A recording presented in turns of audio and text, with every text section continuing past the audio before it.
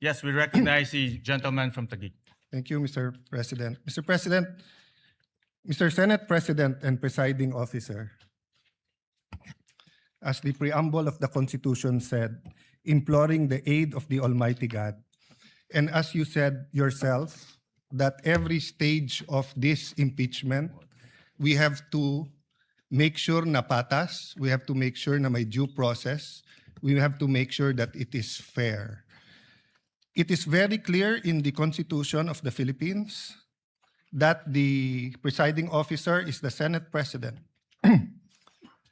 Section 3, paragraph 6 of Article 11 of the 1987 Constitution, the Senate shall have the sole power to try and decide all cases of impeachment. When sitting for that purpose, the senator shall be on oath or affirmation. When the President of the Philippines is on trial, the Chief Justice of the Supreme Court shall preside, but shall not vote. No person shall be convicted without the concurrence of 2/3 of all the members of the Senate. I will go to that other 2/3 inquiry later on because this is another threshold issue, Mr. President. But to further the point of order with the indulgence of Senator Lacson so that we can discuss this intelligently. On the final question of whether impeachment, on the issue of who shall preside, under the Constitution, it may seem that it does not say who should preside. But if you look at the records of the Constitutional Commission, number 40, 26 July 1986, the framers deliberately chose the phrase, sorry, Mr. President.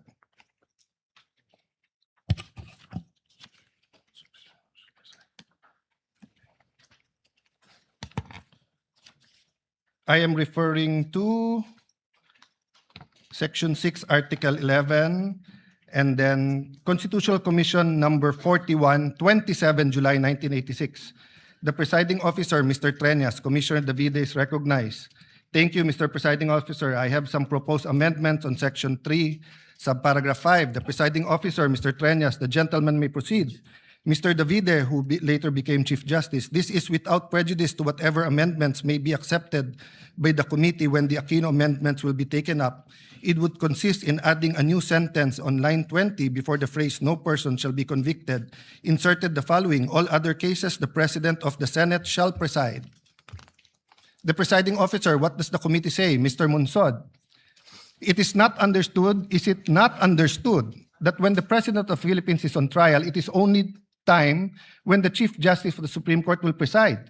It is necessary to say that the Senate President shall decide during all the time.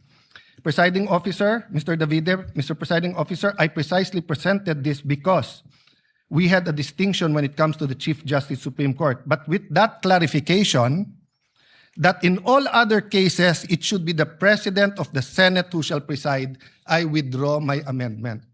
So it is but elementary, Mr. President, in statutory, especially construction of the Constitution, that the spirit as well as the letter is followed. The spirit of the Constitution is that it is the Senate President who will preside. This is not an ordinary statement, dictum, or it was not a capricious statement in the discussion, precisely because the Senate President is elected by the majority. As an example, when Senator Pimentel did not like the vote and did not vote with the majority, he offered to resign. So the point, Mr. President, is this. Number one, institutional integrity. We need to protect the legitimacy of these proceedings. Even with the substitute presiding officer acts fairly, a conviction or acquittal reached under constitutionally defective process would invite judicial challenge and cast doubt on the validity of the entire trial. Do we want to go 30 weeks? If we follow the number of days submitted in the pre-trial, 62 and 30, and 3 days every week, so 30 weeks yon. Then after the 30 weeks, we'll end up in the Supreme Court kasi kune-question natin kung tama ba kung sinong nag-preside. Why is it important? Why can't any of the 24 preside? Remember, under our very rules, hindi ko nababasahin para mas umikli. In our very rules, the presiding officer can decide on the spot, or he can throw it to the body, or he can call a caucus or whatever you call it to be able to decide. And we experienced that during the Corona trial, and that's one reason why everyone acclaimed the late Senate President Enrile, not only because of how he carried it himself, but how the consensus and how he carried it with the minority. Secondly, jurisdiction and regularity. The Senate's jurisdiction over an impeachment trial is constitutional. The exercise of jurisdiction must conform to the Constitution, and the Senate's validity adopted impeachment rules. We cannot say we're following the Constitution, then we will not follow the Constitution. If the Constitution and its framers prescribe who shall preside, who are we to change the Constitution here today? We cannot enlarge or diminish the Constitution arrangement through internal rules or through ad hoc resolution. Lastly, due process. Kailangan malinaw po sa lahat ng partido, both to the prosecution and the defense, kung ano yung korte, kung ano ang two-thirds, kung ano ang charges, kung sino magpre-preside. So kung now during the first day we're going to change who's going to preside, and it's against the Constitution, what more changes are we going to do in the next few days? Ano ang limit ng pwede natin palitan sa Constitution at hindi? The authority must come from the Constitution or the governing law, not from the vote of a tribunal. A litigant is entitled to have the case heard by the decision maker, designation by law. The law cannot say that ang mag-hear kay Senator Marcoleta ay Sandigan Bayan, tapos sa Court of Appeals natin siya dadalhin.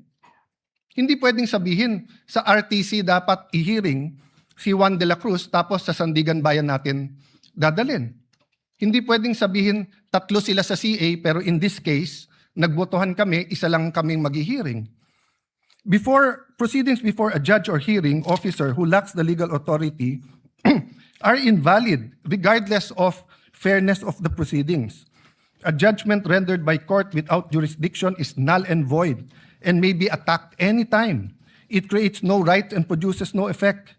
It remains basic fact that in law, the choice of the proper forum is crucial, as the decision of a court or tribunal without jurisdiction is a total nullity.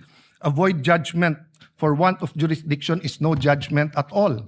All performed pursuant to it and claims emanating from it have no legal effect. Tan versus Cinco, GR number 213054, June 15, 2016. Penned by Justice Perlas Benabe, First Division. The constitutional authority, Mr. President, is very clear. Now, let's put that aside for a moment. But we're not allowed to do that. But for a moment, let's put that aside, that the Constitution is not clear and does not tell us what to do. The rules of the Senate says that any amendment should be presented a day before. And that's why the then minority, when I was Senate President, walked out, because your contention was, when we gave it to the Committee on Rules, kahit mahigit isang araw na at binabalik ng rules, we did not follow the rules. So on the rump session or alleged rump session on June 3, first of all, you did not have a quorum of 13. But let's assume for the sake of argument, I'm not giving you that point. As far as I'm concerned, it's in the Supreme Court, walang quorum on 12. Assuming may quorum on 12, you did not follow the rules. There was not a one-day notice for the rules. And then if you look at the records, this impeachment court adopted the rules on May 18. So that means that it is this impeachment court that now has to adopt any amendment to the rules. We did not debate that amendment to the rule.